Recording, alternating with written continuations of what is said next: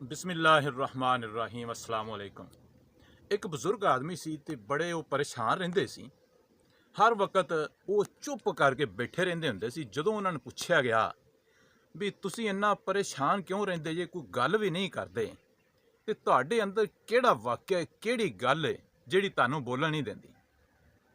ਉਸ ਬਜ਼ੁਰਗ ਆਦਮੀ ਨੇ ਕਿਹਾ ਵੀ ਜਦੋਂ ਮੈਂ ਜਵਾਨੀ ਅਜੇ ਚੜ੍ਹਦਾ ਸਾਂ ਪਿਆ, ਮੇਰੀ ਉਮਰ ਕੋਈ 18-20 ਸਾਲ ਦੇ ਕਰੀਬ ਸੀ, ਤੇ ਮੈਂ ਬਾਹਰ ਜਾਣਾ ਤੇ ਬਾਹਰੋਂ ਨਾ ਰਾਤ ਲੇਟ ਘਰ ਆਉਂਦਾ ਹੁੰਦਾ ਸਾਂ, ਤੇ ਮੇਰੀ ਮਾਂ ਮੈਨੂੰ ਕਹਿੰਦੀ ਹੁੰਦੀ ਸੀ ਵੀ ਪੁੱਤਰ ਟਾਈਮ ਨਾਲ ਘਰ ਆਇਆ ਕਰ, ਟਾਈਮ ਨਾਲ ਖਾਣਾ ਖਾਇਆ ਕਰ ਤੇ ਟਾਈਮ ਨਾਲ ਸੌਂ ਜਾਇਆ ਕਰ, ਸੁਬਾਹ ਟਾਈਮ ਨਾਲ ਉੱਠ ਕੇ ਤੇ ਨਮਾਜ਼ ਪੜ੍ਹਿਆ ਕਰ ਜਮਾਤ ਦੇ ਨਾਲ। ਲੇਕਿਨ ਮੇਰੇ ਉੱਤੇ ਅਸਰ ਕੋਈ ਨਹੀਂ ਸੀ ਆਉਂਦਾ। ਮੇਰੀ ਮਾਂ ਥੱਕ ਗਈ ਇਹ ਗੱਲ ਕਰਦੀ ਕਰਦੀ, ਪੁੱਤਰ ਟਾਈਮ ਨਾਲ ਆਇਆ ਕਰ। ਜਦੋਂ ਮੇਰੀ ਮਾਂ ਨੂੰ ਇਹ ਯਕੀਨ ਹੋ ਗਿਆ ਵੀ ਇਹਨੇ ਟਾਈਮ ਨਾਲ ਨਹੀਂ ਆਉਣਾ, ਤੇ ਉਹ ਜਿਹੜਾ ਖਾਣਾ ਹੁੰਦਾ ਸੀ ਤਿਆਰ ਕਰਕੇ ਤੇ ਇੱਕ ਜਗ੍ਹਾ ਤੇ ਰੱਖ ਦਿੰਦੀ ਹੁੰਦੀ ਸੀ ਵੀ ਜਦੋਂ ਮੇਰਾ ਪੁੱਤਰ ਆਵੇਗਾ ਤੇ ਉਹ ਇਹ ਖਾ ਲਵੇਗਾ। ਮੈਂ ਆਉਣਾ, ਕਿਸੇ ਦਿਨ ਮੈਨੂੰ ਖਾਣਾ ਲੱਭਣਾ ਤੇ ਕਿਸੇ ਦਿਨ ਮੈਨੂੰ ਪਤਾ ਨਾ ਲੱਗਣਾ ਵੀ ਮੇਰੀ ਮਾਂ ਨੇ ਖਾਣਾ ਕਿੱਥੇ ਰੱਖਿਆ ਹੈ, ਤੇ ਮੈਂ ਖਾਣਾ ਖਾਣ ਤੋਂ ਬਗੈਰ ਹੀ ਸੌਂ ਜਾਂਦਾ ਹੁੰਦਾ ਸਾਂ।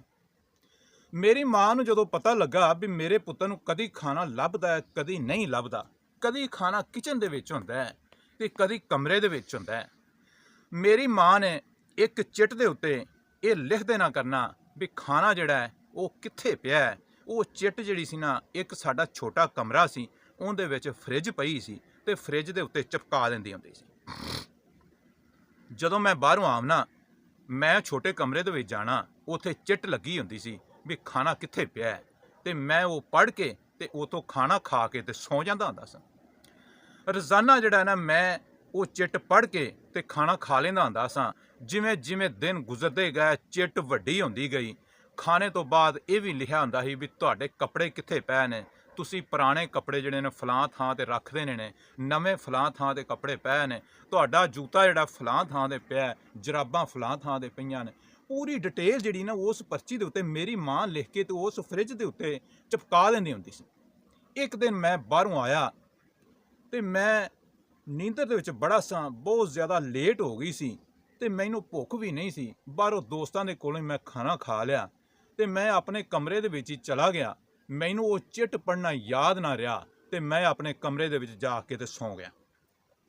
ਹੁਣ ਮੈਂ ਸੌਂ ਗਿਆ ਤੇ ਜਦੋਂ ਸਵੇਰ ਉੱਠਿਆ ਤੇ ਮੇਰੇ ਵਾਲਿਦ ਨੇ ਬਾਹਰ ਨਿਕਲ ਕੇ ਤੇ ਜਿਹੜਾ ਨਾ ਰੋਣਾ ਸ਼ੁਰੂ ਕਰ ਦਿੱਤਾ। ਜਦੋਂ ਉੱਚੀ ਉੱਚੀ ਆਵਾਜ਼ਾਂ ਆਈਆਂ ਤੇ ਮੈਂ ਬਾਹਰ ਨਿਕਲਿਆ, ਮੇਰੇ ਅੱਬੂ ਨੇ ਮੈਨੂੰ ਕਿਹਾ ਵੀ ਤੇਰੀ ਮਾਂ ਫੌਤ ਹੋ ਗਈ।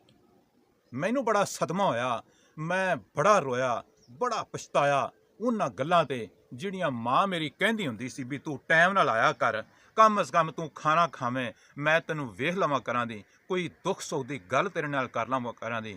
ਲੇਕਿਨ ਕਈ ਦਿਨ ਤੇ ਕਈ ਹਫ਼ਤੇ ਗੁਜ਼ਰ ਜਾਂਦੇ ਹੁੰਦੇ ਸੀ, ਮਾਂ ਜਿਹੜੀ ਏ ਮੈਨੂੰ ਵੇਖ ਨਹੀਂ ਸੀ ਸਕਦੀ, ਮੈਂ ਮਾਂ ਨੂੰ ਨਹੀਂ ਸਾਂ ਵੇਖ ਸਕਦਾ।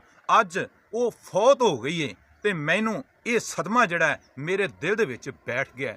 ਜਦੋਂ ਦਾ ਕਫਨ ਦਫਨ ਮੁਕੰਮਲ ਹੋ ਗਿਆ ਤੇ ਉਸ ਤੋਂ ਬਾਅਦ ਮੇਰੇ ਜ਼ਿਹਨ ਦੇ ਵਿੱਚ ਆਈ ਵੀ ਉਹ ਪਿਛਲੀ ਰਾਤ ਮੈਂ ਚਿੱਟ ਨਹੀਂ ਸੀ ਪੜ੍ਹੀ, ਮੈਂ ਜਾ ਕੇ ਵੇਖਾਂ ਤਾਂ ਸਹੀ ਵੀ ਉਸ ਚਿੱਟ ਦੇ ਉੱਤੇ ਕੀ ਲਿਖਿਆ। ਜਦੋਂ ਮੈਂ ਉਹ ਚਿੱਟ ਪੜ੍ਹੀ ਤੇ ਉਹਦੇ ਉੱਤੇ ਲਿਖਿਆ, ਬੇਟਾ ਫਲਾਂ ਜਗ੍ਹਾ ਤੇ ਤੇਰਾ ਖਾਣਾ ਪਿਆ ਤੇ ਖਾਣਾ ਖਾ ਕੇ ਮੇਰੀ ਤਬੀਅਤ ਅੱਜ ਬਹੁਤ ਜ਼ਿਆਦਾ ਖਰਾਬ ਹੈ, ਮੇਰੇ ਸੀਨੇ ਦੇ ਵਿੱਚ ਦਰਦ ਉੱਠ ਰਿਹਾ ਤੇ ਖਾਣੇ ਤੋਂ ਬਾਅਦ ਮੈਨੂੰ ਡਾਕਟਰ ਦੇ ਕੋਲ ਲੈ ਜਾਈਂ, ਹੌਸਪੀਟਲ ਲੈ ਜਾਵੀਂ ਤੇ ਮੇਰੀ ਦਵਾਈ ਲੈ ਆਵੀਂ।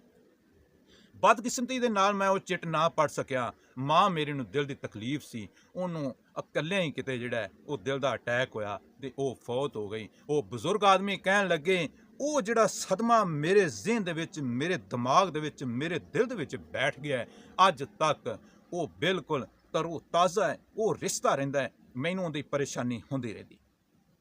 ਅਗਰ ਤੁਹਾਨੂੰ ਇਹ ਮੇਰੀ ਗੱਲ ਅੱਛੀ ਲੱਗੀ ਹੈ ਤੇ ਸਾਰੇ ਦੋਸਤਾਂ ਨੂੰ ਇਹ ਰਿਕੁਐਸਟ ਹੈ ਵੀ ਆਪਣੇ ਵਾਲਦੈਨ ਦੇ ਨਾਲ ਮੁਹੱਬਤ ਕਰੋ, ਉਹਨਾਂ ਦੇ ਆਖੇ ਲੱਗੋ, ਜਿਵੇਂ ਤੁਹਾਡੇ ਵਾਲਦੈਨ ਕਹਿੰਦੇ ਨੇ, ਜਿਵੇਂ ਮਾਂ ਕਹਿੰਦੀ ਏ, ਉਹਨਾਂ ਦੇ ਨਾਲ ਜਿਹੜਾ ਉਸ ਤਰ੍ਹਾਂ ਹੀ ਵਕਤ ਗੁਜ਼ਾਰੋ ਤੇ ਉਹਨਾਂ ਦੇ ਨਾਲ ਮੁਲਾਕਾਤਾਂ ਜ਼ਿਆਦਾ ਰੱਖੋ। ਮਾਂ ਬਾਪ ਦੇ ਕੋਲ ਰਹਿਣਾ ਤੇ ਉਹਨਾਂ ਦੇ ਸਾਹਮਣੇ ਰਹਿਣਾ ਵਾਲਦੈਨ ਦੀ ਸਭ ਤੋਂ ਵੱਡੀ ਇੱਕ ਕਮਾਈ ਹੁੰਦੀ ਹੈ। ਕਦੇ ਐਸਾ ਨਾ ਹੋਵੇ ਵੀ ਇਸ ਬਜ਼ੁਰਗ ਤਰ੍ਹਾਂ ਤੁਹਾਡੇ ਜ਼ਿਹਨ ਦੇ ਵਿੱਚ ਵੀ ਇੱਕ ਪਛਤਾਵਾ ਬੈਠ ਜਾਏ। इन अल्फाज के नाल मैं वीडियो का इख्तिताम करना। अस्सलामु अलैकुम व रहमतुल्लाहि व बरकातुहू।